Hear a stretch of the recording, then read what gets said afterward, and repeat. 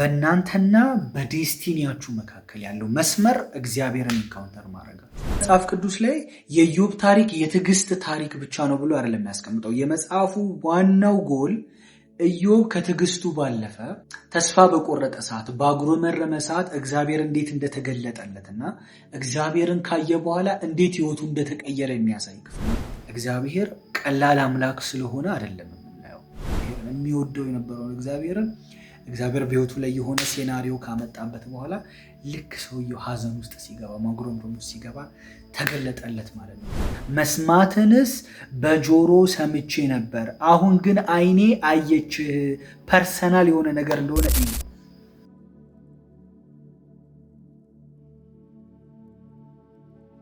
እግዚአብሔር አባታችን ሆይ በጌታ በኢየሱስ ክርስቶስ ስም ስለዚህ ቀን እናመሰግናለን። ጌታ ሆይ ዛሬ የምንማረው ቃል፣ ዛሬ የምንካፈለው ቃል ጌታ ሆይ በጌታ በኢየሱስ ክርስቶስ ልባችንን መቀየር እንዲችል ጌታ ሆይ መንፈሳችንን ማደስ እንዲችል ህይወት የሆነ ቃል፣ መንፈስ የሆነ ቃል ጌታ ሆይ ዛሬ በልባችን ላይ ፍሬ ማፍራት እንዲችል በጌታ በኢየሱስ ስም እንጸልያለን። ጌታ ሆይ በጌታ በኢየሱስ ስም ይህን ቃል የሚካፈሉ ሰዎች ልባቸውን እንድትከፍትላቸው፣ ቃልህን መረዳት እንዲችሉ፣ ህይወት እንዲሆንላቸው ጌታ ሆይ የሆነ የሚማሩት ሌሰን አይደለም፣ የሆነ አውቀውት የሚተዉት ነገር አይደለም ጌታ ሆይ በህይወታቸው ላይ ለውጥን የሚያመጣ ያንተን መገኘት ጌታ ሆይ ያንተን ህልውና በላያቸው ላይ የሚያስከፍት የእግዚአብሔር ቃል እንዲሆን በጌታ በኢየሱስ ስም እንጸልያለሁ። ቃልህ ኃይል አለው ጌታ ሆይ፣ ቃልህ ጉልበት አለው። በጌታ በኢየሱስ ክርስቶስ ስም ቃልህ ዛሬ እንዲለቀቅልን፣ መንፈሳችንን እንዲያገኘን በጌታ በኢየሱስ ስም እንጸልያለን። ስለ ቃልህ እናመሰግናለን። መገኘት በመካከላችን ስላለ እናመሰግናለን። በጌታ በኢየሱስ ክርስቶስ ስም አሜን፣ አሜን፣ አሜን፣ አሜን። እንዴት ናችሁ? ደህና ናችሁ ወይ? የመጀመሪያ ረዘም ያለ ቪዲዮችን ነው የሚሆነው ይሄ። ከዚህ በፊት እንደምታውቁት ቲክቶክ ላይ አጠር ያሉ ትምህርቶችን ነው ማስቀምጥላችሁ። እዛ ላይ 3 ደቂቃ 4 ደቂቃ የሆኑ ትምህርቶችን። እዚህ ዩቲዩብ ላይ ግን ረጋ ብለን ተቀምጠን የእግዚአብሔርን ቃል በደንብ የምንማርበት ታይም ነው የሚኖረን። ስለዚህ ስትማሩ በቻላችሁት አቅም አጠገባችሁ ማስታወሻ ደብተር ቢኖር ማስታወሻ እየያዛችሁ የእውነት የእግዚአብሔር ቃል እንዲለውጣችሁ ብትማሩበት። የእግዚአብሔር ቃል የመለወጥ አቅም ስላለው የኔ ቃል አይደለም። እኔ እንደ ወንድም የእግዚአብሔርን ቃል አስተምራችኋለሁ። የእግዚአብሔር ቃል ግን የሰውን ህይወት ትራንስፎርም ማድረግ የሚችል ስለሆነ የእግዚአብሔር ቃል ህይወታችሁን እንዲነካ ያደርጋል ማለት ነው። ለእግዚአብሔር ቃል የምትሰጡት ቫልዩ በጣም ደስተኛ ነኝ። ይህን ትምህርት ሳስተምራችሁ በጣም የምወደውን ቶፒክ ነው ዛሬ ማስተምራችሁ። ስለ ኢንካውንተር እግዚአብሔርን ስለማየት ነው ማስተምራችሁ። 5 ሌሰኖችን ጥራ፣ 5 ትምህርቶችን ጥራ ብትሉኝ አንደኛው ህይወቴን ከቀየሩ ሀሳቦች ውስጥ አንደኛው ኢንካውንተር የሚባለው ሀሳብ ነው። እግዚአብሔርን ማየት የሚባለው ሀሳብ እና እንደምታዩት እንግዲህ ዘና ብዬ ነው ማስተምራችሁ። ያው ሌላ ጊዜ ቪዲዮ ስቀርጽ እንዳይከብደኝ እንደዚህ ቀለል አድርጌ ነው ትምህርት ማስተምራችሁ። እናንተ ግን ትምህርቱን ስትማሩ በደንብ ቫልዩ ያደረጋችሁ በመንፈስ ሆናችሁ ትምህርቱን እንድትማሩ ኢንካሬጅ አደርጋችኋለሁ።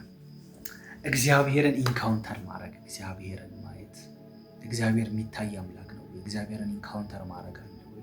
ከዛ ደግሞ መጽሐፍ ቅዱስም ላይ በጣም የምወደውን ሰው ታሪክ አንስቼ በደንብ አስተምራችኋለሁ። የመጀመሪያው ሀሳብ አንደኛ ጴጥሮስ ምዕራፍ 1 ቁጥር 8 ላይ እግዚአብሔር ቃል ሲናገር እሱን ሳታዩት ትወዱታላችሁ ይላል። በጣም የምወደው ቃል ነው። እሱን ሳታዩት ትወዱታላችሁ። ስለዚህ እግዚአብሔርን ከማየታችን በፊት እንወደዋለን ማለት ነው። አሁን ብዙ ሰው እግዚአብሔርን ካየ በኋላ ነው እግዚአብሔርን መውደድን ኤክስፔክት የሚያደርገው። በቃ በፍቅር ሆናለሁ፣ መንፈሳዊ ህይወቴ በአንዴ ይቀየራል፣ ነገሮች ሁሉ በቃ ይስተካከላሉ፣ አለቅሳለሁ፣ ከዛ በኋላ በደንብ እነካለሁ ብሎ ያስባል። ኦፍኮርስ በጣም እንሆናለን እግዚአብሔርን ካየን በኋላ። ነገር ግን የእግዚአብሔር ቃል መጀመሪያ ግን የሚነግረን እሱን ሳታዩት በፊት ትወዱታላችሁ አለ። ለምን መሰላችሁ? በተሰጠን በመንፈስ ቅዱስ የእግዚአብሔር ፍቅር በልባችን ላይ ስለሚፈስ እግዚአብሔርን መውደድ እንችላለን ማለት ነው። ገና ሳናየው በፊት በመንፈስ ቅዱስ አማካኝነት እግዚአብሔርን እንወደዋለን። እግዚአብሔርን እንድንወደው ማድረግ የሚችለው መንፈስ ቅዱስ ስለሆነ መንፈስ ቅዱስ በሌለበት እግዚአብሔርን መውደድ ስለማይቻል ማለት ነው። ሃሌሉያ። ስለዚህ ሳታዩት እግዚአብሔርን ትወዱታላችሁ አለ። ለምን መሰላችሁ? እግዚአብሔርን መውደድ የሚባለው ሐሳብ ነው እግዚአብሔርን እንድናየው ኢንካውንተር እንድናደርገው በር የሚከፍትልን። ጌታ ኢየሱስ ሲናገር ምን አለ? የሚወደኝን አባቴ ይወደዋል፣ እኔም ወደዋለሁ፣ ራሴንም እገልጥለታለሁ አለ። ሃሌሉያ! በጣም በጣም በጣም ወደው ቃል። የሚወደኝን አባቴ ይወደዋል፣ እኔም ወደዋለሁ፣ ራሴንም እገልጥለታለሁ። ስለዚህ ጌታን ከማየታችን በፊት እግዚአብሔርን መውደድ አለብን ማለት ነው። እና ያ እግዚአብሔርን መውደዳችን ደግሞ የእግዚአብሔርን ቪዚቴሽን በሕይወታችን ላይ ያመጣልናል ማለት ነው። ያችሁ ራሱ እግዚአብሔር ነው የተናገረው፣ ከወደዳችሁኝ አባቴ ይወዳችኋል፣ እኔም ወዳችኋለሁ፣ ራሴን ገልጣለሁ አለ። ስለዚህ እግዚአብሔር ራሴን ገልጣለሁ ካለ የእውነት እግዚአብሔርን የሚወድ ሰው እግዚአብሔርን ለማየት መፈለጉ፣ እግዚአብሔርን ኢንካውንተር ለማድረግ መፈለጉ መጽሐፍ ቅዱሳዊ ነው ማለት ነው። እግዚአብሔርን ለማየት መፈለግ በራሱ ከሰው ዝም ብሎ ከውስጡ የሚመጣ ዲዛይር አይደለም። መፈለግንም ማድረግንም በሰው ውስጥ የሚያደርገው ራሱ እግዚአብሔር ስለሆነ ማለት ነው። እና እግዚአብሔርን ለማየት ከፈለጋችሁ፣ እግዚአብሔርን ኢንካውንተር ለማድረግ ከፈለጋችሁ ያ ፍላጎታችሁ በራሱ የመጣው ከራሱ ከእግዚአብሔር ነው። እግዚአብሔር ቀላል አምላክ ስለሆነ አይደለም የምናየው። እግዚአብሔር ስለቀለለ አይደለም የሰው ልጅ እግዚአብሔርን ለማየት የተገባ አይደለም። ብሉይ ኪዳን ላይ እግዚአብሔር እኔን አይቶ ራሱ ሰው መኖር አይችልም ብሎ ተናግሯል።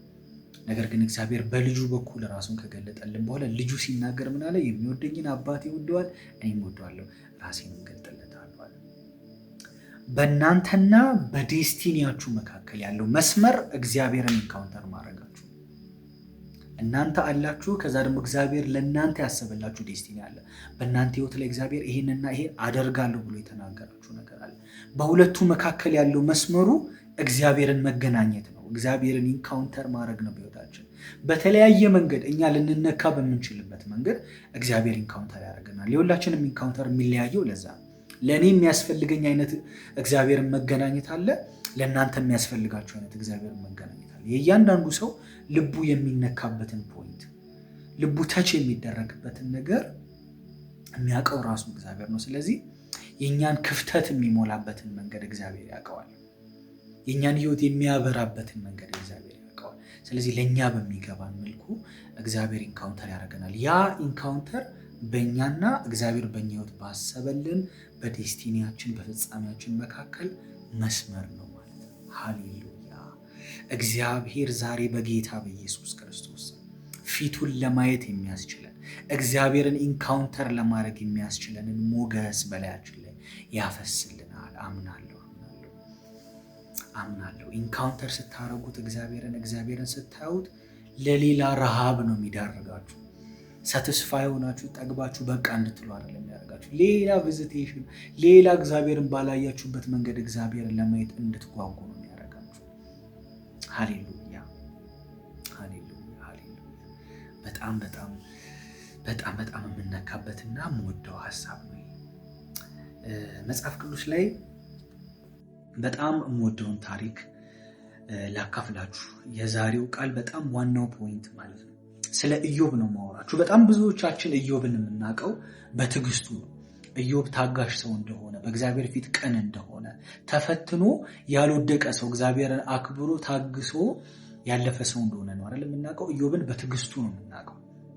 ነገር ግን መጽሐፍ ቅዱስ ላይ የኢዮብ ታሪክ የትዕግስት ታሪክ ብቻ ነው ብሎ አይደለም የሚያስቀምጠው። የመጽሐፉ ዋናው ጎል ኢዮብ ከትዕግስቱ ባለፈ ተስፋ በቆረጠ ሰዓት፣ ባጉረመረመ ሰዓት እግዚአብሔር እንዴት እንደተገለጠለትና እግዚአብሔርን ካየ በኋላ እንዴት ህይወቱ እንደተቀየረ የሚያሳይ ክፍል ነው። ዛሬ እሱን ነው የምናየው።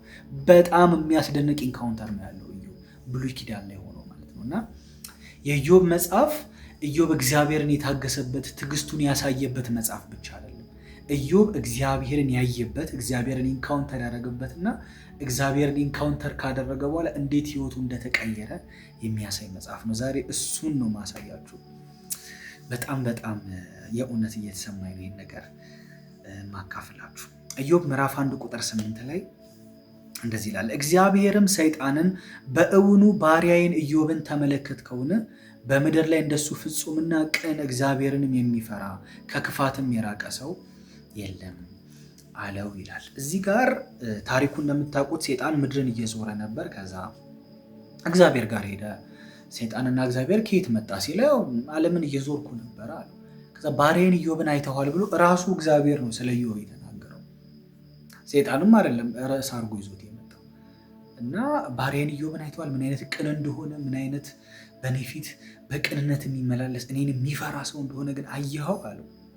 ከዛ ሰይጣን ምን ዘና ብሎ እየኖረ ንብረት አለው፣ ሀብት አለው፣ ልጅ አለው፣ በሁሉ ነገር ተሳክቶለት ሰውየው እየኖረ እንዴት ነው ታዲያ አንተን እንዲንቅህ አንተን መፍራት እንዲያቆም ኤክስፔክት የምታደርገው? ቅንነት እንዴት ላይገኝበት ይችላል? እንደዚህ ዘና ብሎ እየኖረ አለ። ከዛ እግዚአብሔር ነው በደንብ እተማመንበታለሁ ከፈለክ ፈትነው አለ። ራሱ እግዚአብሔር ነው ኢዮብ እንዲፈተን ኢንቪቴሽኑ ያመጣውና ሰይጣን ፈቃድ ሰጠኸኝ አለ። እግዚአብሔር ሂድ፣ ነፍሱን ብቻ እንዳትወስድ፣ ህይወቱ ላይ ጎዷል ብለህ የምታስበውን ነገር በሙሉ አድርገበት፣ ነፍሱን ብቻ እንዳትነካ ብሎ ታሪኩ እንደምታውቀው ሳሳጥርላችሁ መጣና ከሚስቱ ውጪ ሁሉን ነገር ወሰደበት። ንብረቱን በሙሉ፣ ሀብቱን በሙሉ፣ ልጆቹን በሙሉ፣ ኢዮብን ሊጎዳ የሚችል ነገር በሙሉ መታበት ማለት ነው በአንድ ቀን። ሚስትየውን ብቻ አልወሰደበትም። ያው ሚስትየው ብትሄድ ኢዮብን የምትጎዳ ሴት አይደለችም ማለት ነው። በኋላ ታሪኩ ላይ እንደምታውቁት እግዚአብሔርን ተሳደበ ሙት ብላ ለሰይጣን ሁሉ መጠቀሚያ ሆናለች፣ የሰይጣንን ድምፅ ለማምጣት ማለት ነው። እና እሷን ብቻ አልነካበትም በኋላ እንድትነዘንዘው። ከዛ ውጭ ግን ያለውን ነገር በሙሉ መታበት፣ ኢዮብን ሊያሳዝነው የሚችለውን ነገር በሙሉ። ከዛ ሁሉም በአንድ ጊዜ ነው በር ላይ ቆሞ ያም መጣና ንብረቱ እንደጠፋ፣ ያም መጣ ልጆቹ እንደጠፋ፣ ያለው ነገር በሙሉ እንደወደመ በአንድ ጊዜ ነው መጥተው ያረዱበት አከታትለው ማለት ነው። ከዛ እንግዲህ እዚህ ጋር እንደምታውቁት ቁጥር 20 ላይ ኢዮብም ተነሳ፣ መጎናጸፊያውንም ቀደደ፣ ራሱንም ተላጨ፣ በምድርም ላይ ተደፍቶ ሰገደ፣ እንዲህም አለ ራቁቴን ከእናቴ ማፀን ወጥቻለሁ፣ ራቁቴንም ወደዛ መለሳለሁ። እግዚአብሔር ሰጠ፣ እግዚአብሔርም ነሳ፣ የእግዚአብሔር ስም የተባረከ ይሁን። በዚህ ሁሉ ኢዮብ አልበደለም፣ ለእግዚአብሔርም ስንፍናን አልሰጠም። ፀጉሩን ተላጨ፣ ቅርድድ አደረገው ብሎ ማለት ነው። እንግዲህ ልጅ ሲሞትባችሁ ያ ሁሉ ልጅ ባንዴ ሲያልቅ ንብረታችሁ ምናችሁ ባንዴ ጊዜ ዜሮ ሲገባ ምን አይነት ስሜት ሊሰማችሁ እንደሚችል አስቡት። እና ልብሱን ቅድድድ ያደረገው ብጭጭ ነው ብሎ ፀጉሩን በሙሉ ተላጨና ከዛ መሬት ላይ ተንበርክኮ ተደፋና ከእናቴ ማህፀን ምን ስመጣ ራቁቴ ነው የመጣው፣ ሲሄድም ራቁቴ ነው የሚሄደው። እግዚአብሔር ነው የሰጠው፣ እግዚአብሔር ደግሞ ነሳ፣ የእግዚአብሔር ስም የተባረከ ይሁን ብሎ ተናገር ይላል። ምን አይነት ነገር ነው? ምን አይነት ነገር ነው? ንብረቱን አጥቶ፣ ልጆቹን አጥቶ፣ ህይወቱ በሙሉ ባንዴ ተደበላልቆ፣ ሊያውም ደግሞ እኮ በኑሮ ሲኖር ታውቁታላችሁ፣ ልጆቼ እንኳን ምናልባት ኃጢአት ከሰሩ ብሎ መስዋዕት የሚያቀርብ ሰው ነው። ያ ሰው ድንገት ነገሩ ሁሉ ሲደበላለቅበት እግዚአብሔር ሰጠ፣ እግዚአብሔር ነሳ፣ እግዚአብሔር ስም የተባረከ ይሁን ብሎ ትዕግስቱን አሳየ። ብዙዎቻችን ይህን ታሪኩን ነው የምናውቀው። ከዛስ ምን ተፈጠረ መጽሐፉን ስታነቡ የሚለው ነው ዋናው። ወደ ምዕራፍ 22 በዚህ አይነት መንገድ ኢዮብ እግዚአብሔርን ካከበረ በኋላ አንድ ግን ህይወቱን ሊያከብድበት የሚችል ሰው ወደ ህይወቱ መጣበት። የእግዚአብሔር መልእክተኛ ነኝ ብሎ ማለት ነው። ምዕራፍ 22 ላይ እንደዚህ ይላል፣ ቴማናዊውም ኤልፋዝ መለሰ እንዲህም አለ ይላል። ይሄ ኤልፋዝ የሚባለው ሰው ታውቃላችሁ፣ ኢዮብ ነገሩን ሁሉ እንዳጣ ነገር ሁሉ እንደተበላሸበት ሲያውቁ የመጡ ነቢያት አሉ፣ መጥተው እንዲህ ነው ሲሉት የነበሩት እና አሁን ኤልፋዝ ከነሱ ውስጥ አንዱ ነው። እና ምን አለው ምዕራፍ 22ን በደንብ አንብቡት እንዳላረዝምባችሁ። እዛ ላይ ሲናገረው አንተማ የሆነ የሰራኸው በደል አለ፣ እንዲሁ በቅንነት መመላለስ ምን ይጠቅማል? እንዲሁ ሁሉ ያረከው ነገር ሚኒንግ የሚሰጥ ይመስልሃል አለው። ነው የሆነ የተፈጠረ ችግርም አለ ኢዮብ። እግዚአብሔርን በሆነ መንገድ በድለኸዋል። እግዚአብሔርን ባትበድለውማ ኖሮ እንደዚህ አይነት ነገር ህይወት ላይ አይመጣብህም ነበር። ስለዚህ ቼክ መደረግ አለበት፣ ንስሐ ግባ ከኃጢአት ብሎ ይነዘንዘው ጀመር ማለት ነው። እና የመጡት ሰዎች ሁሉም የሚናገሩት አራ የሆነ ነገር አጥፍተሃል፣ የሆነ ነገርማ በድለሃል፣ ያለ ምክንያትማ እንደዚህ አልሆነብህም። እግዚአብሔር አንድ ሰው ኃጢአተኛ ሳይሆን ሊቀጣው ይችላል፣ በደለኛ ሳይሆን እንደዚህ አይነት መከራ ሊያመጣበት ይችላል። እና ኢዮብን ምን አሳሰቡት? እንደ እኔ ትዕግስተኛ ሆኜ አይደለም እንዴ ህይወቴ ላይ እየመጣ ያለው ነገር ችግር ኖሮ ይሆን እንዲልና ዳውት እንዲያደርግ አደረጉት ማለት ነው። ይህን ደግሞ ኮንሲኩዌንሱን በደንብ ላሳያችሁ። ምዕራፍ 23 ላይ እንሂድ። ወደ ምዕራፍ 23 ላይ እንሂድ። በሰላም እግዚአብሔር ሰጠ፣ እግዚአብሔር ነሳ፣ የእግዚአብሔር ስም የተባረከ ይሁን ያለውን ሰው ንዝንዝ አድርገውት ምን እንዳስባሉት ላሳያችሁ። ምዕራፍ 23 ላይ ማለት ነው። ኢዮብም መለሰ እንዲህም አለ፣ ዛሬ ደግሞ የሐዘን እንጉርጉሮዬ ገና መራራ ነው። አሁን በደንብ ስሙ። መጀመሪያ ላይ ምንድን ነው ያለው? ከእናቴ ማዕፀን ራቁቴን የመጣሁት ራቁቴን እመለሳለሁ፣ እግዚአብሔር ሰጠ፣ እግዚአብሔር ነሳ፣ እግዚአብሔር ስም የተባረከ ይሆናል። አሁን ግን ምዕራፍ 23 ላይ ዳውት እንዲያደርግ አድርገውታል። የሆነ ችግርማ ተፈጥሯል ያለምንም በደል እግዚአብሔር ሰዎችን እንዲያደርግ እና ይሄ ኖርማል አይደለም አሉት። ከዛ ምዕራፍ 23 ላይ ኢዮብም መለሰ እንዲህም አለ፣ ዛሬ ደግሞ የሐዘን እንጉርጉሮዬ ገና መራራ ነው። እጁ በለቅሶ ጩኸቴ ላይ ከብዳለች። እሱን ወዴት እንደማገኘው ምነው ባወቅኩኝ፣ ወደ ተቀመጠበት ስፍራ ምነው በደረስኩ። በፊቱ ሙግቴን አዘጋጅ ነበረ፣ አፌንም በማስረጃ እሞላው ነበረ። የሚመልስልኝንም ቃል ምን እንደሆነ አውቅ ነበረ፣ የሚለኝንም ነገር አስተውል ነበር። በኃይሉ ብዛት ከኔ ጋር ይሟገት ነበርን? እንኳን ያጠምደኝ ነበር አለ። ምን አለ እዚህ ጋር? እንደው የት እንደማገኘው ባወቅኩ እግዚአብሔርን ኦፍ አደረጉትና የት እንደማገኘው እግዚአብሔርን ባወቅኩ፣ የት እንደሚቀመጥ መገኘው የት እንደሆነ ባወቅኩና ሙግት ባረገው፣ ከሱ ጋር ሙግት ብፈጥር በጣም ደስ ይለኛል። ምክንያቱም የምናገረው በጣም ብዙ ነገር አለ፣ እኔ ውስጥ ያልገባኝ ብዙ ነገር አለ እና ምን እንደሚመልስልኝ ማወቅ እፈልጋለሁ። ምን ሆነ ነው እንዲያርከኝ ብዬ ከሱ ጋር መሟገት እፈልጋለሁ፣ እከራከረዋለሁ። ይህንን ያመጣበት ማን ነው? ኤልፋዝ የሚባለውና አብረውት የመጡ ሰዎች ናቸው። ንዝንዝ ሲያደርጉት ድካም ድካሙን እየመጡ አናውንስ ሲያደርጉበት ይሄማ ያለ ምክንያት አይደለም የመጣው ሲሉት፣ በቃ እኔ ባገኘሁትና ምን እንደሚለኝ በሰማው አለኝ ሪዝን፣ በደንብ ከሱ ጋር ልከራከርበት የሚችልበት ሪዝን አለኝ እና ይከራከር ነበር፣ ይመልስልኝ ነበር፣ እንኳን እንደው አግኝቼ በጠየቁት አለ። እሺ ከዛ ወደ ምዕራፍ 38 እንሂድ። ሃሌሉያ! ወደ ምዕራፍ 38 ምዕራፍ 38 ላይ እንግዲህ እዚህ ጋ ነው የኢዮብ ታሪክ የተቀየረው። በደንብ አድርጋችሁ ስሙኝ። ኢዮብ በዚህ ሰዓት እንደ ድሮ እግዚአብሔር ሰጠ እግዚአብሔር ነሳ እያለበት ሞመንት አይደለም ያለው። አሁን እዚህ ጋር በቃ ተማሯል ኢዮብ። በቃ መቼ ነው አግኝቼ እኔ ከሱ ጋር ያለኝን ሙግት እንደው ተከራክሬ ምን እንደሚለኝ በሰማው ክርክር አለኝ ባለበት ሰዓት ነው እና በጣም ይገርማል። ምዕራፍ 38 ላይ እንደዚህ ይላል፣ እግዚአብሔርም በአውሎ ነፋስ ውስጥ ሆኖ ለኢዮብ መለሰ እንዲህም አለ ይላል። በደንብ ስሙኝ። እዚህ ጋር እግዚአብሔር በአውሎ ነፋስ ውስጥ ሆኖ መለሰ ለኢዮብ እንዲህ ብሎ ተናገረ። ከዚህ በፊት ኢዮብ እግዚአብሔርን አይቶት አያውቅም። መጨረሻ ላይ ያሳያችኋለሁ። በየቤታችን የምትሰቀል ጥቅስ አለች እና ትክክለኛ ሚኒንጉ ዛሬ ይበራላችኋል፣ የኢንካውንተር ጥቅስ እንደሆነ እና ለመጀመሪያ ጊዜ እግዚአብሔር በአውሎ ነፋስ መጣለት። በአውሎ ነፋስ ውስጥ ሆኖ እግዚአብሔር ልክ ኢዮብ እያጉረመረመ ባለ ሰዓት ምን እንደው አግኝቼ ከሱ ጋር በተከራከርኩ ምን ይሄንን እንዲያደርግ እንዳደረገው ባወቅኩ እያለ ባለ ሰዓት በአውሎ ነፋስ እግዚአብሔር መጣ። ከዛ እግዚአብሔር ሊትራሊ ያናገረው ምን አለው? ላንብብላችሁ ቀጥሎ የሚለውን ነገር። ያለ እውቀት በሚነገር ቃል ምክርን የሚያጨልም ይሄ ማን ነው? እንግዲህ እንደ ሰው ወገብህን ታጠቅ፣ እጠይቅሃለሁ፣ አንተም ተናገረኝ። ምድርን በመሰረቱ ጊዜ አንተ ነበርክ። አሁን እዚህ ጋር ቀጥሎ እንደሚለው የአጥቢያ ኮከቦች በአንድነት ሲዘምሩ በነበረ ጊዜ የምድርን መሰረት ማን ያነጻው? ምድረ በዳ ላይ ያለችው ዋላ ስትወልድ እንዴት እንደምትወልድ ሁሉ ታውቃለህ አንተ። ምድርን እንዴት አድርጌ ኮንትሮል እንደማድረግ ታውቃለህ። የማን እንደሆንኩ አለው። ስለ ማንነቱ ገለጠለን። በኃይለኛ አውሎ ንፋስ ነው የተገለጠው እና ነገር የአጥቢያ ኮከቦች ሲዘምሩ የምድርን መሰረት ያጸናው ማን ነው? ማን ነው ይህን ሁሉ የምታየውን ነገር የፈጠረው? ማን ነው ምድርን ማኔጅ የሚያደርገው? በቃ ስለ ታላቅነቱ ዘከዘከለት፣ አስረዳው በደንብ አድርጎ ለኢዮብ ማለት ነው።